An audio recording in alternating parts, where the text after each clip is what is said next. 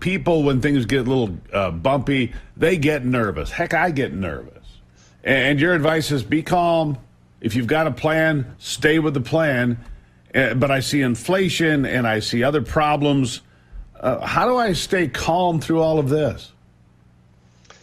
Well, you said it, trust the plan. And, I've been talking with a lot of clients the last week in particular, where we were reviewing October results, which were down a couple percent. On the heels of August and September down a couple percent, people are starting to get a little nervous, as you said. But guess what? Last week, the market comes in with a 6% return. Fixed income did well. All of a sudden, the October losses are erased. And now the fourth quarter is looking pretty good again. So a little patience helps. A little perspective helps. All right. So hold steady. Don't be too conservative is what you're saying. Well, unless you're already retired or very close to being retired. So last week, the Fed also held rates steady. And the market, I guess they thought that was a good thing, right? Like you said, markets up 6%. Yields went down about 0.5%. Huge week for the markets, eliminating all those losses in October. That's good news. What about earnings? Earnings have been pretty decent from what I read, but I don't pay as much attention as you do. Yeah, on the news you just mentioned, it was the best week in a year. We're also in the middle of earnings season. Over half of the S&P has released, and 79% of those companies are beating their expectations. So I would say overall earnings are looking pretty good.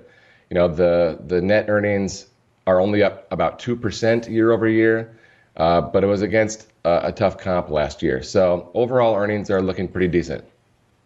All right. So where are we right now? Third quarter GDP was what, 4.9%. Early estimates for Q4 back down to 2%. It appears the spike for Q3 will be short-lived.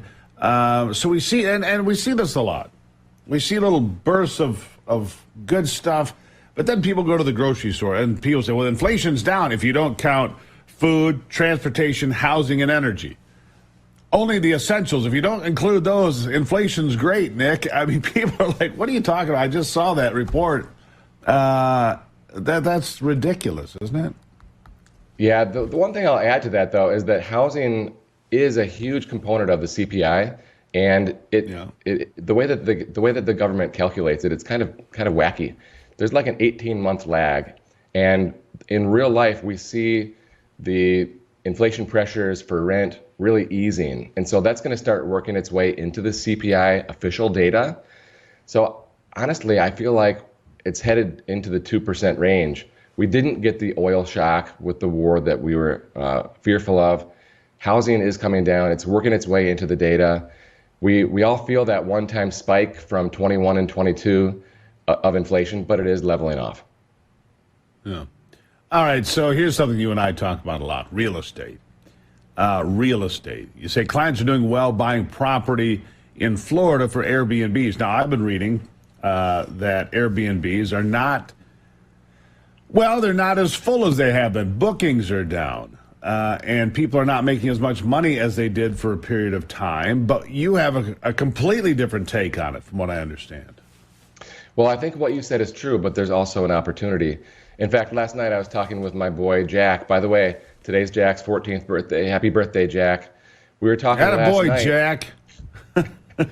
We were talking last night about this particular case, Steve, because, he's always asking about real estate, which I love to educate him on.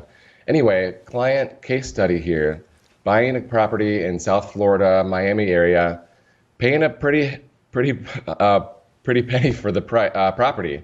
But get this, the mortgage is $6,000 per month, and the bookings have been averaging $11,000 per month. So that's like $130,000 in bookings. But guess what? The prior owner was also an Airbnb operator, and they had $260,000 worth of bookings the prior year. So are bookings down half? Well, that could be the reality, but are they still making a huge profit, on monthly cash flow? Yes.